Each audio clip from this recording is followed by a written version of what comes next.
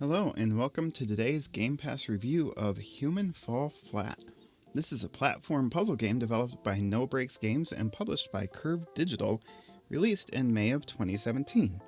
I played this game for the Gamepass Quest without using any guides. Stick around to the end of this review for 5 things I didn't like about this game and 5 things I did like.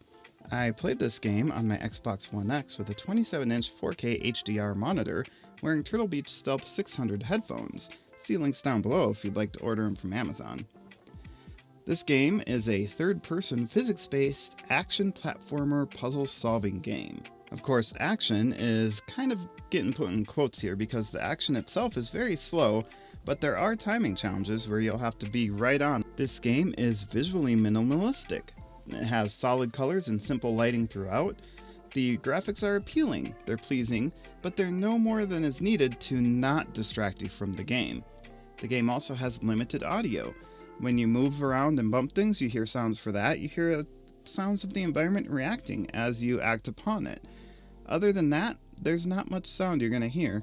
Very similar to the visual setup, it is just enough to not distract you from the game itself.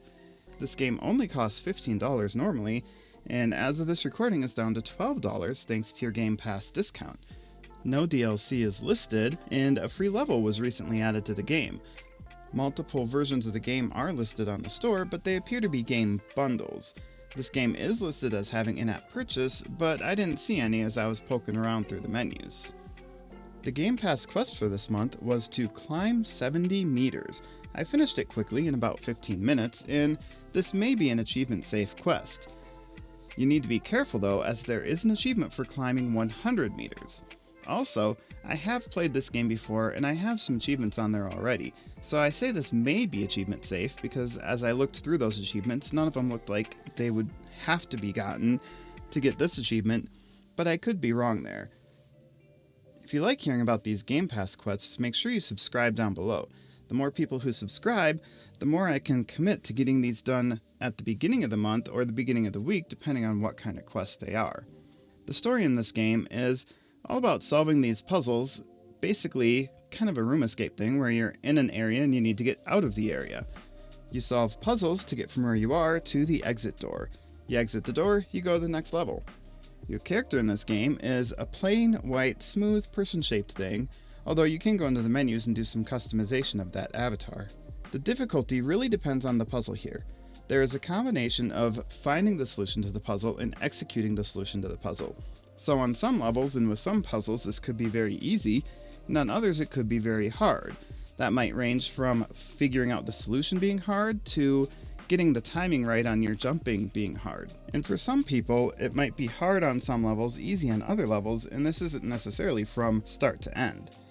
The controls are a little awkward at times. Movement is simple enough with one stick, but jumping flops the character around some, making it difficult to control. The sticky hand mechanic takes getting used to, and some of the jump and grab moves are awkward just due to the default controller layout. The gameplay loop is centered on solving puzzles, so if you like solving, you're going to be set. There is a multiplayer component available, both local and online.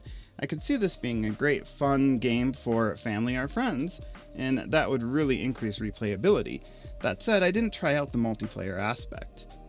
Also, the new level that was recently added increases replayability for people that have played through the previous ones. There are a few things I didn't like about this game. One is the controls. They were a bit clunky, and even when you felt like you were starting to get used to them, they were still clunky. I think they're just all around clunky no matter how used to them you are. The game's general lack of feedback is also a little bit disappointing to me.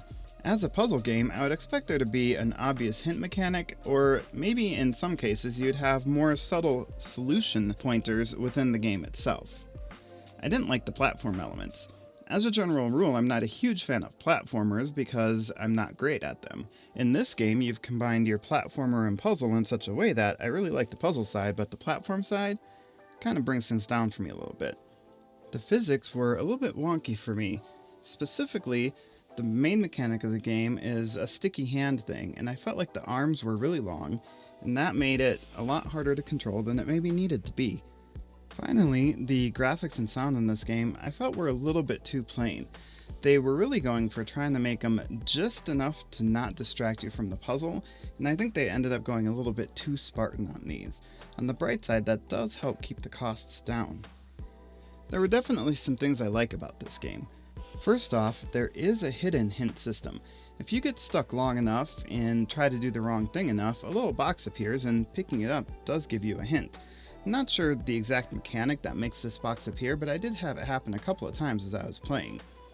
I like how this game makes you think. It is a good puzzle solving game, it's got solid puzzles, and it really makes you look at your environment, look at the puzzle, and try to figure your way out of it. You get great satisfaction when you solve one of these puzzles, and that is definitely another high mark for this game.